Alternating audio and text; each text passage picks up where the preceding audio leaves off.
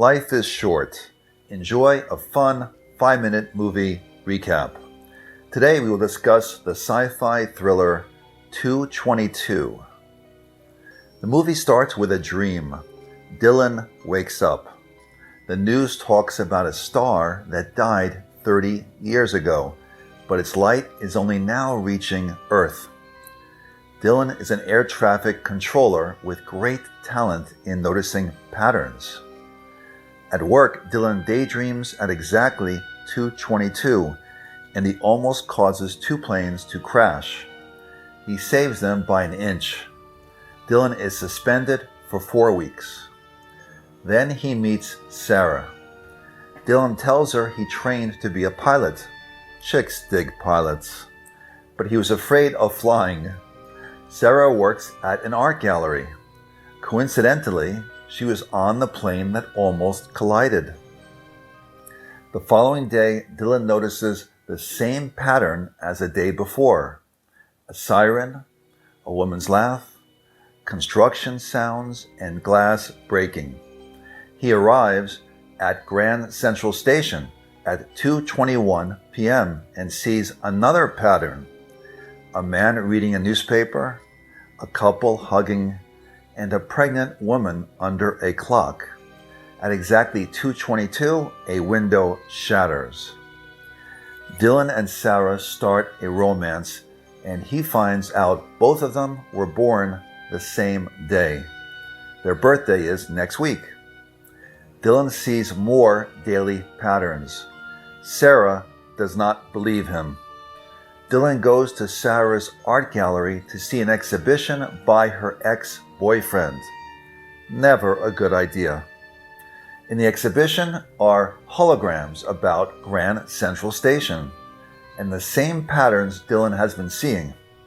Dylan assumes the ex-boyfriend is stalking him, and he starts a fight. The owner of the gallery says it was a great idea to depict the murder at Grand Central Station from 30 years ago.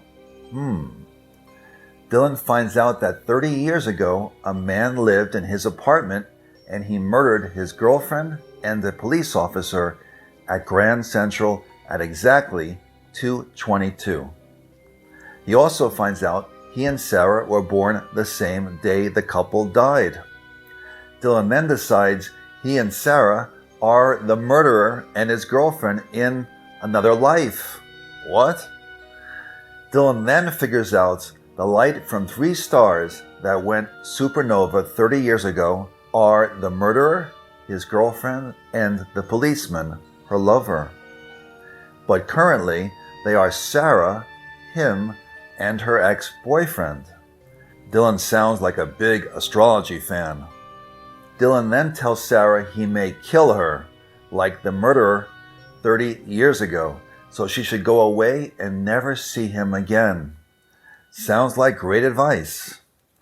Sarah and her ex-boyfriend decide to go on vacation and get away from Dylan. Good for them. Then Dylan realizes Sarah is in danger, but not from him, but her ex-boyfriend. He calls her, but no answer. What does he expect? He just told her to never speak to him again.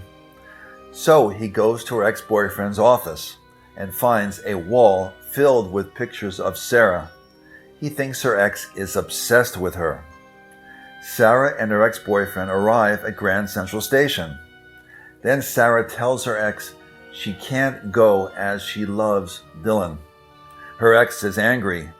Dylan arrives. Her ex chases Dylan with a gun.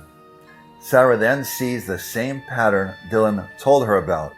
A man reading a newspaper, a couple hug, etc. But that means the pregnant woman under the clock is Sarah herself. The ex tries to shoot Sarah, but Dylan blocks the bullet and is shot at 2:21 p.m. At 2:22, the ex is killed by police. Not the same as 30 years earlier. The dying star mentioned at the start of the movie disappears. A new star is born. In the final scene, we see Dylan and Sarah living happily with a new baby. Dylan is now a pilot. Our fate lies not in our stars, but in ourselves. Hope you enjoyed. If you did, please support the channel, like and subscribe now, and see my next fun 5-minute movie recap. Bye-bye.